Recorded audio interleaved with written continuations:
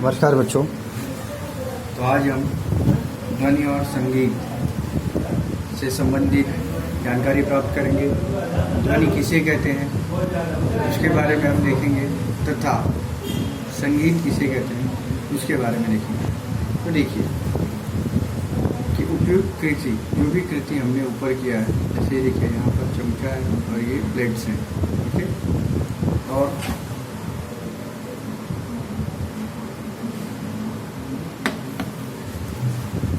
तो इससे एक विशिष्ट प्रकार की ध्वनि का निर्माण होगा। तो उसमें जो है हम देखेंगे कि ध्वनि और संगीत में अंतर क्या है। उपयुक्त कृति से यह स्पष्ट होता है कि ध्वनि तरंगों की आवृत्ति बदलने पर निर्माण होने वाले ध्वनि अलग अलग होती है। मतलब जैसे उनकी आवृत्ति कम या ज़्यादा की जाएगी उसी प्रकार से ध्वनि अलग अलग बनती है। ओके, ध्वनि तरंगों की अलग अलग आवृत्ति के कारण अलग अलग स्वरों की निर्मित होती है। स्वर है ना, कुछ स्वर कुछ लोगों जैसे मीठा बोलते हैं तो उनका स्वर मिठास होता है। कुछ लोग बहुत ऊंची आवाज़ में बोलते हैं तो उनका स्वर क्या होता है, बहुत ज़्यादा होता है। तो देखते हैं संगीत में स्वर निर्मित के लिए अलग अलग प्रकार के वाद्यों का उपयोग किया जाता है, जिसमें सितार, वायलिन, गिटार जैसे तंतु वाद्य यंत्र का, उसी प्रकार से बांसुरी, शहनाई जैसे फूंक वाद्य यंत्रों का उपयोग किया जाता है। गले से भी अलग अलग प्रकार के स्वरों का निर्माण किया जाता है। तो जो लोग मिमिक्री करते हैं, देखिए उनके पास अलग अलग ध्वनि निकालने की क्षमता होती है, तो गले से भी निकाला जाता है। देखते हैं हम लोग तंतु वाद्य में उपयोग में लाए गए तार का तनाव कम ज़्यादा करके उसी प्रकार तार के कंपित होने वाले भाग की लंबाई उंगली से कम ज़्यादा करके कंपन की आवृत्ति परिवर्तित करती है। इस कारण भिन्न भिन्न स्वरों का निर्माण होता है।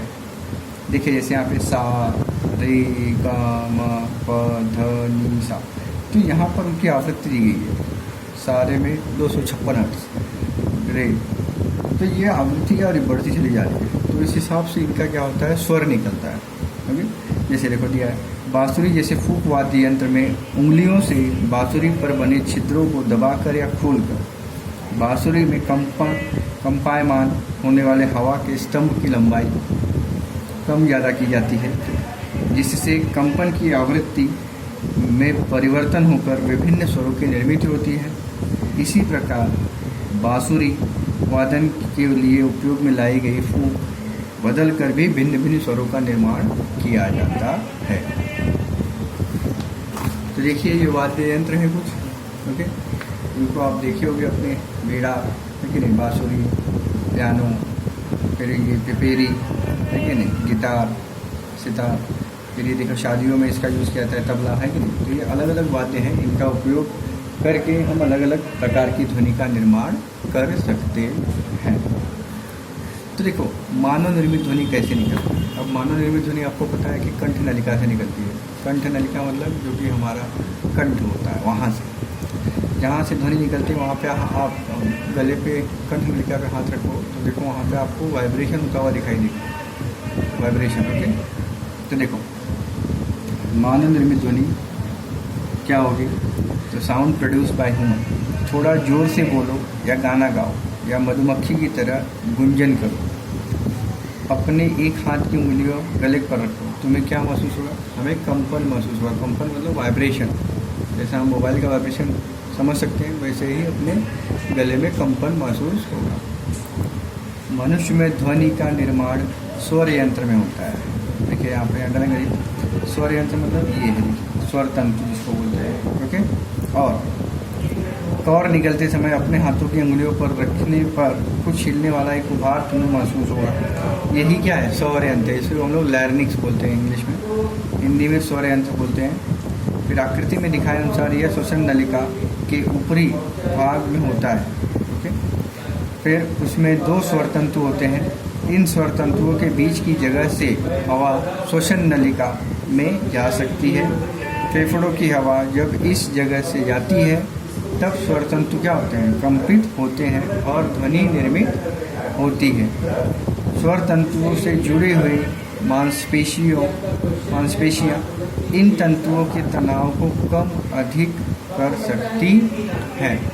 मतलब फिर आप जोर से बोलोगे तो जोर से आवाज़ आएगी, धीरे से बोलोगे धीरे से आवाज़ आएगी। स्वर तंतुओं का तनाव अलग अलग होने पर निर्माण होने वाली ध्वनि भी अलग अलग होती है।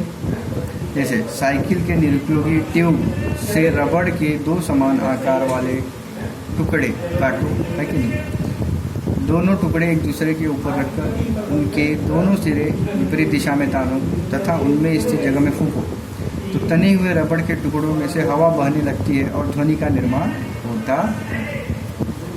ये आपको बताया गया है ये सब, ओके, कि कैसे ध्वनि का निर्माण होता है। देखिए, पुरुष के स्वर तंतु लगभग 20 mm लंबे होते हैं, स्त्रियों के स्वर तंतु लगभग 15 mm होती है। इसलिए पुरुषों की आवाज़ ज़्यादा मात्रा में निकलती है और स्त्रियों की आवाज़ कम मात्रा में निकलती है। छोटे बच्चों में तो और भी कम होता है, इसलिए उनकी आवाज़ और कम निकलती है। इसलिए पुरुष, स्त्री और छोटे बच्चे, इनकी आवाज़ अलग अलग स्तर का होता है। अलग अलग स्तर का मतलब कोई बहुत ज़्यादा तेज़ बोलता है, कोई कम तेज़ बोलता है, किसी का और कम आवाज़ होता है। तो वो किसके ऊपर डिपेंड होता है? स्वर तंतु के ऊपर डिपेंड होता है, स्वर यंत्र। ओके, समझे?